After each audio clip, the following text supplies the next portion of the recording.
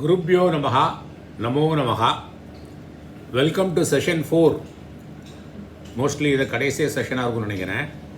பஞ்சாக்னி வித்யா. Last செஷனில் வந்து நம்ம 2வது கொஸ்டினையும் 3வது கொஸ்டினையும் சேர்ந்து பார்த்துட்டு இருந்தோம். அதில் வந்து அந்த இறந்தவர்கள் வந்து எப்படி திரும்ப வருவாங்க, எந்த மார்க்கத்து வழியாக போவாங்க, அந்த 2 மார்க்கமும் எங்கே பிரியறதுன்னு கேட்டாங்க. அது எல்லாத்துக்கும் ஆன்சர் பார்த்துட்டோம். மேல் உலகத்தில் பார்த்துட்டோம். கீழ் உலகத்துக்காரங்களாம் என்ன செய்வாங்கன்னா, அது ரொம்ப கீழ்த்தரமான பிறப்பில் பிறப்பாங்க. திரும்ப திரும்ப உடனே பிறந்துருவாங்க. பிறந்து பிறக்கிறது பிறக்கிறது அவங்க லைஃப் கூட ரொம்ப ஷார்ட்டாக இருக்கும் கீழ்த்தரமாக இருக்கிறவங்களுக்கு. சரியா? ஸோ ஏன் கீழ்த்தரமாக இருக்காங்கன்னு பார்த்தோம் இல்லையா? அது திருடுறவங்க, கல்லுக்கெல்லாம் குடிக்கிறவங்க, குருவை அப்யூஸ் பண்ணுறவங்க, அப்புறம் நல்லவர்களை அடித்து துன்புறுத்து அவங்கள கொல்றவங்க, அல்ல இவங்க இதெல்லாம் பண்ணுறவங்களோட சேர்ந்து இருக்கிறவங்களுக்கெல்லாம் திரும்ப வரும்னு சொல்லிட்டு, இது வந்து சாப்டர் 5 செக்ஷன் 10 9th verse சொல்கிறது. அப்போ என்னெல்லாம் கேள்விக்கு ஆன்சர் பார்த்துட்டோம்? 5வது கேள்விக்கு ஆன்சர் பார்த்துட்டோம், 1வதுக்கு பார்த்துட்டோம், 2வதுக்கு பார்த்துட்டோம், 3வதுக்கு பார்த்துட்டோம். இனிமேல் இருக்க வேண்டியது 4வது கொஸ்டின். 4வது கொஸ்டின் என்னது? இந்த மேல் உலகங்கள்லாம் இவ்வளோ நல்ல உலகமாக இருந்தால் அது ஏன் ஃபுல்லாக இருக்க மாட்டேங்கிறது? நம்ம இதுவரை படித்ததை ஒழுங்காக புரிஞ்சுட்டோம்னா இதுக்கு ஆன்சர் நம்மளுக்கு ஏற்கனவே கிடச்சிருக்கும். அதனால திரும்ப சொல்கிறேன். மேல் உலகம்னா என்ன? மேல் உலகம்னா ஒன்று பிரம்மலோகம் அல்லது பித்ருலோகம். பிரம்மலோகத்துக்கு போகிறதுக்குன்னா என்னெல்லாம் குவாலிஃபிகேஷன் பார்த்தோம்? நம்ம குவாலிஃபிகேஷன் வந்து என்னெல்லாம் பார்த்தோம்? மெடிடேட் பண்ணி கான்டெம்ப்ளேட் பண்ணி இந்த பஞ்சாக்னி வித்யாவை வந்து அதோட தாத்பரியம் என்னென்னு புரிஞ்சுண்டு அதை அதிலேயே கான்டெம்ப்ளேட் பண்ணுறவங்க, அப்புறம் ஸ்ரத்தோவோட தபஸ் பண்ணுறவங்க, அப்புறம் வந்து லைஃப் டைம் அங்கே பிரம்மச்சாரியாக இருக்கிறவங்க பிரம்மலோகத்துக்கு போவாங்க. பித்ருலோகத்துக்கு யாரெல்லாம் போவாங்க? இவங்க வந்து யாகமெல்லாம் பண்ணுவாங்க, ரிச்சுவல்ஸ்லாம் பண்ணுவாங்க, நித்திய நைமித்திக கர்மாக்கெல்லாம் ஒழுங்காக பண்ணுவாங்க, அக்னிஹோத்திரம் பண்ணுவாங்க, நிறைய பப்ளிக்கு உதவக்கூடிய ஹெல்ப், குளங்கள் வெட்டுறது, ஸ்கூல் கட்டுறது, ஹாஸ்பிட்டல் கட்டுறது, ரோடு போடுறது, இதை மாதிரிலாம் பண்ணுவாங்க. அப்போது இவங்க 2 பேரும் தான் மேல் உலகத்துக்கு போகிறாங்கன்னா என்ன அர்த்தம்? மற்றவங்களாம் இந்த 2 காரியம் பண்ணலன்னு அர்த்தம். 1 இது மெயின் ஆன்சர். 2வது ஆன்சர் என்னது? அவங்க வந்து பிரம்மலோகத்துக்கு போனாலும் ஆத்ம ஞானத்தை அடையலைன்னா திரும்ப வந்துடுவாங்க. அப்போ இடம் காலியாக தான் இருக்கும். பித்ருலோகத்தில் ஆத்ம ஞானம் கிடையாது, அந்த புண்ணியங்கள் முடிஞ்சோன்னா திரும்ப வந்துடுவாங்க. ஸோ இதுக்கு ஆன்சர் 3 ஆன்சர். 1 புண்ணிய காரியங்களாக பண்ணுறதில்ல, கான்டம்ப்ளேட் பண்ணுறதில்ல, இது மெயின் ரீசன். 2வது பித்ருலோகத்தில் புண்ணியம் முடிஞ்சதுன்னா கீழே வந்து தான் ஆகணும். 3வது பிரம்மலோகத்துலேயும் என்னது? ஆத்ம ஞானம் அடையலைன்னா கீழே வந்துடும். இதுதான் 4வது ஆன்சர். ஸோ அதனால தான் அந்த மேல் உலகங்கள் இருக்கிறது இல்லை. சரி, இதெல்லாம் முடிஞ்சாச்சு சார். இதெல்லாம் முடிச்சிட்டேங்க சார். தாத்பரியம் என்ன சார்? தாத்பரியத்துக்கு நம்ம பஜகோவிந்தத்துக்கு போகலாம். அதுதான் தாத்பரியம். பஜகோவிந்தத்தில் ஒரு 5-6 வேர்ஸ் எடுத்துட்டு சொல்கிறேன். நளினி தலகத ஜலமதி தரலம் தத்வத் ஜீவிதம் அதிசய சபலம் வித்தி வியாதி அபிமான கிரஸ்தம் லோகம் சோகஹதம் ச சமஸ்தம். இதெல்லாம் புரிஞ்சுக்கிறதுக்கு தான் இந்த பஞ்சாக்னி வித்யா சொல்லியிருக்கு. நளினி தலகத ஜலமதி தரலம். தாமரையில் இருக்கிற தண்ணி எப்படி இருக்கும்? ரொம்ப அன்ஸ்டடி. தாமரை இலையில் தண்ணி வந்து ரொம்ப அன்ஸ்டடியாக இருக்கிற மாதிரி தான் இந்த நம்மளுடைய வாழ்க்கையும் ரொம்ப அன்ஸ்டேபிள். 2 நாளைக்கு 3 நாளைக்கு முன்னால் என்னோட செகண்ட் சன்னோட பாஸ், சின்ன வயசு தான், நல்லா எக்ஸசைஸ் பண்ணி ட்ரிம்மாக இருப்பார், ஒரு கட்ட பழக்கம் கிடையாது, ஆள் போயிட்டார். என் second son is very much disturbed. அவங்க வீட்டிலலாம் எப்படி எடுத்துப்பாங்க, இவ்வளோ டிசிப்ளின்டு ஆள், கரெக்ட் டைத்துக்கு சாப்பிடுவார், எக்ஸசைஸ் பண்ணுவார், தூங்குவார், எல்லாம் பண்ணுவார். சின்ன வயசில் போயிட்டார். என்ன பண்ணுறது? நல்ல பொசிஷனில் இருக்கிற அப்படி அவர். இது நம்ம கையில் it's a bubble, any time it can first. ஆனால் நம்ம என்ன பண்ண முடியும்? அதுக்காண்டி எனி டைம் இட் கேன் பஸ்ட்டுங்கிறதுக்காண்டி நம்மளே அதை உடைக்க முடியாது. நம்ம இருக்கிற தனியாக ஒழுங்காக வாழ்ந்துட்டு நல்ல காரியத்தை பண்ணணும். அதனால் இது என்ன சொல்கிறது? இதோட மீனிங் என்னென்னா, நீ நாளைக்குங்கிறது ஒன்றே வைக்காத, இன்றைக்கே பண்ணு. ஆத்ம ஞானம் அடையிறதுக்கு பிள்ளையார் சுழி இன்றைக்கே போடு. அதான் அர்த்தம். இந்த பஞ்சாக்னி வித்யா என்ன சொல்கிறதுனாக்க, நீ திரும்ப திரும்ப சேர்த்து போய்ட்டு திரும்ப அடுத்த ஜென்மத்தில் எங்கே எடுப்பேன்னு உனக்கு எப்படி தெரியும்? புழு பூச்சி வண்டு கிண்டு கஷ்டப்படுவாங்க, கழுத அடிப்பாங்க, எல்லாத்தையும் கஷ்டப்படுவானே உனக்கு. அப்போ இந்த இதில் மனுஷனாக பிறந்ததுக்கு நீ ஏதோ ஒரு புண்ணியம் பண்ணியிருக்க, அதனால அது வேஸ்ட் பண்ணாத. கையில் ஒரு நல்ல பொருள் இருக்கும்போது அது அருமை தெரியாமல் இருக்காத. அதுக்காக தான் நல்லவர்களோடு இரு, அவங்க தான் அந்த அருமையை சொல்லுவாங்க. ஸோ உங்களுக்கு அருமையை தெரிஞ்சுட்டு இன்றைக்கே ஆத்ம ஞானத்தை ஆரம்பிச்சிருங்கோ. வித்தி வியாதி அபிமான கிரஸ்தம் தெரிஞ்சுக்கோ. என்னது இந்த ஜீவனம் இருக்க, வியாதியை கஷ்டப்படுறோம், வியாதியால் ஈகோனால் நான் இருக்கு, அதனாலெல்லாம் நம்ம கஷ்டப்படுறோம். லோகம் சோகாத்தம், எப்போதும் இந்த லோகத்திலேயே எல்லாம், இந்த லோகம் ஃபுல்லாகவே ஆப்ஜெக்டிவ் வேர்ல்டு ஃபுல்லாகவே ஃபுல் ஆஃப் சாரோ தான். இடையில கொஞ்சம் நல்லது வந்தாலும் திரும்ப அந்த நல்ல காலம் போயிருமோன்னு பயந்துட்டே சோகமாக தான் இருக்குது. என்டையர் வேர்ல்டே இப்படி தான் இருக்குது. அதனால் ஆத்ம ஞான தடை அப்படின்னு சொல்லிட்டு பஜகோவிந்தம் ஏற்கனவே நான் ஒரு போஸ்டிங் போட்டிருக்கேன். ஆனால் இங்கே இது ரெலவெண்ட்டாக இருக்குது. சம்ஸ் வேர்சஸ் ஒரு 6 வேர்சஸ் எடுத்துட்டுருக்கேன், ரெலவெண்ட்டாக இருக்கிறது எடுத்துட்டுருக்கேன். ரெண்டாவது நம்ம என்ன பண்ணுறோங்கிறத சொல்கிறதுக்கு ஆதிசங்கரர் இன்னைக்கு சங்கர ஜெயந்தி இல்லையா, அதனால் இதை எடுத்துட்டேன். பாலக தாவத் கிரீடா அசக்தக, குழந்தையாக இருக்கும்போது விளையாட்டிலேயே கவனம் போயிடுது. தருணக தாவத் தருணி சக்தக, அந்த கரெக்டான அந்த பயாலஜிக்கல் சேஞ்ச் ஒரு இப்போ 18-27 வரும்போது இங்கே இன்ஃபேக்சுவேஷன், காதல்லாம் மலர்றது, அதுலேயே மற்ற ஆப்போசிட் செக்ஸை இம்ப்ரெஸ் பண்ணுறதுலேயே போயிடுது.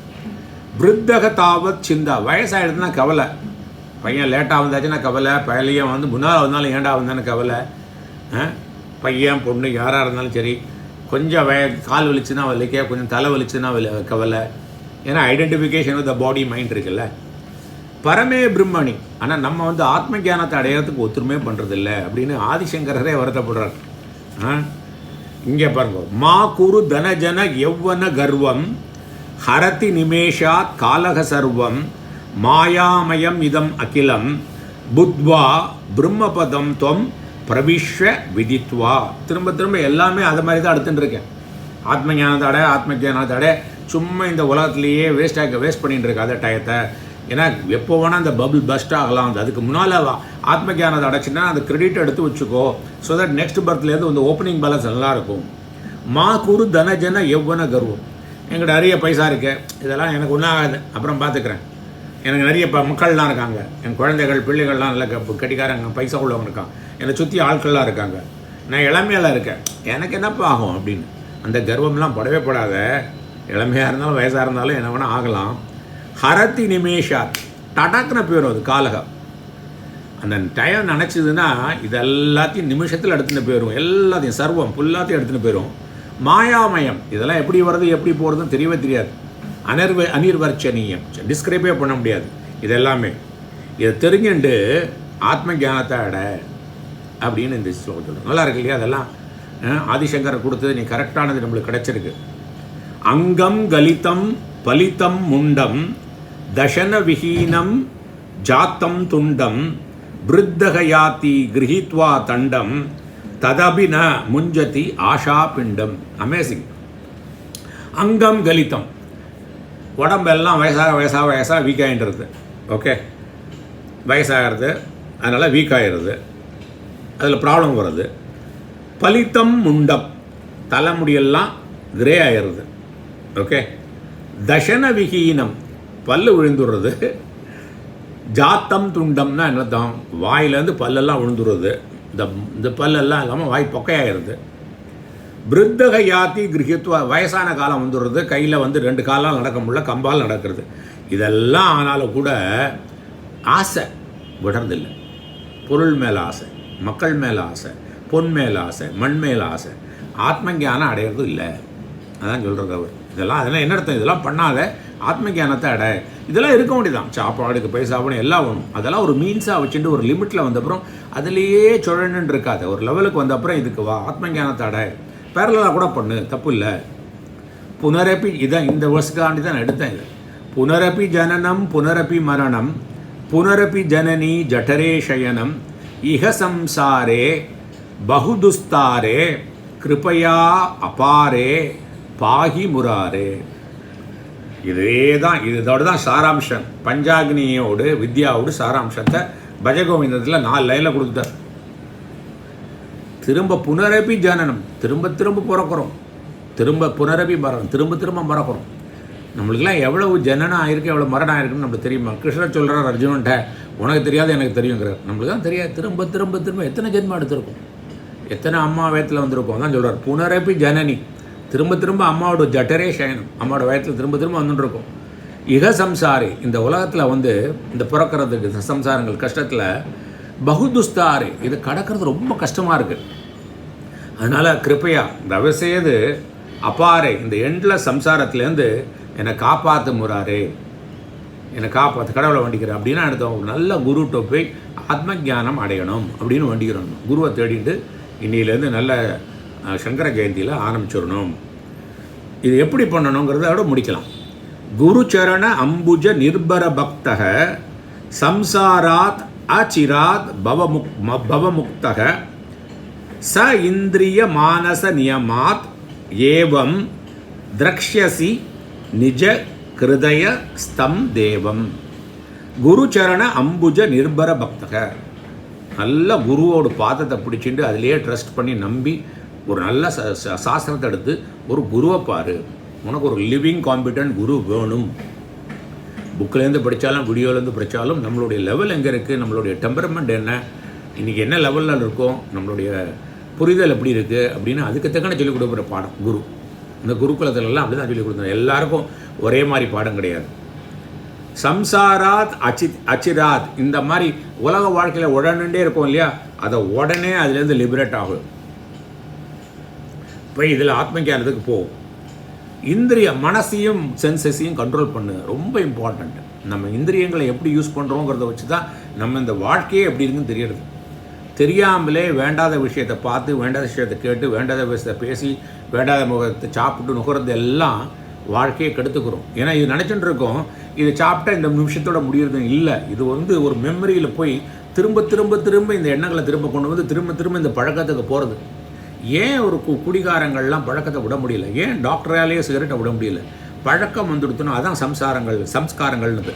இந்த சம்ஸ்காரங்கள் வந்துடுத்துனா அதை அடிக்கிறது ரொம்ப கஷ்டம், வெரி டிஃபிகல்ட். இல்லை ஹேபிட் சொல்லுவாங்கல்ல, if you remove H A bit remains, if you remove A also bit remains, if you remove be it remains. Habit போகிறது ரொம்ப கஷ்டம். அதனால் இதுலேருந்து இந்த இந்த மாதிரி வேண்டாத விஷயமாக இந்த இந்திரியங்களையும் மனசுங்களையும் யூஸ் பண்ணாமல் நல்ல விஷயங்களை நல்ல சத்சங்கத்தோடு யூஸ் பண்ணு. இதை மாதிரி என்ன செய், உன்னோட மனசில் கடவுளை நினச்சிக்கோன்னு அர்த்தம். நல்ல குருவை வச்சுட்டு உன்னோட சொரூபத்தை அறிந்துகொள். ஸோ இந்த பஞ்சாக்னி வித்யா வந்து நம்ம வந்து ஒரு 4 செஷனில் எடுத்துட்டோம். இதோட தாத்பரியம் என்னன்னு சொல்லேன். இறந்தப்புறம் என்ன ஆறுது, எந்த பாதையில் போகிறாங்க, எந்த பாதையில் வராங்க, அதோலோகம் எப்படி இருக்குது, பிரம்மலோகம் எப்படி இருக்குது, பித்ருலோகம் எப்படி இருக்குது, சொர்க்கம்லாம் எப்படி இருக்குது, எல்லாத்தையும் பார்த்துட்டோம். ஆனால் இதெல்லாம் தாத்பரியம் கிடையாது. தாத்பரியம் வந்து இந்த மனுஷனாக பிறந்த பிறப்பு ரொம்ப பெரிய கிஃப்ட். இது புரிஞ்சுக்கணும். நம்ம உங்களுக்கு கால் வலிச்சாலும் சரி, கண்ணு வலிச்சாலும் சரி, கால் வலிச்சாலும் என்ன வரைச்சாலும் சரி, மனுஷனாக பிறக்கிறது ரொம்ப கஷ்டம். மனுஷனாக பிறந்தா மனுஷன் மட்டும்தான் ஆத்ம ஞானத்தை அடைய முடியும், தேவர்களால் கூட முடியாது. அப்படிப்பட்ட பொக்கிஷத்தை, விலை உயர்ந்த மதிப்புக்கு நல்ல மதிப்புள்ள பொக்கிஷத்தை கரெக்டாக யூஸ் பண்ணி இந்த ஜென்மத்திலேயே ஜீவன் முக்தன் ஆக வேண்டும், விடுதலை பெற வேண்டும், இந்த துக்கத்திலிருந்து பெர்மனண்டாக சுகத்தை அடைய வேண்டும், இந்த ஞானத்தை அடைந்து இதை 4 பேருக்கு பகிர்ந்து கொள்ள வேண்டும் என்று சொல்லி இந்த ஆப்பர்ச்சுனிட்டி கொடுத்ததுக்கு நன்றி கூறி இதை நன்றாக பயனடைவர்கள் என்று வேண்டி உங்களுக்கு வாழ்த்துகிறேன். வணக்கம்.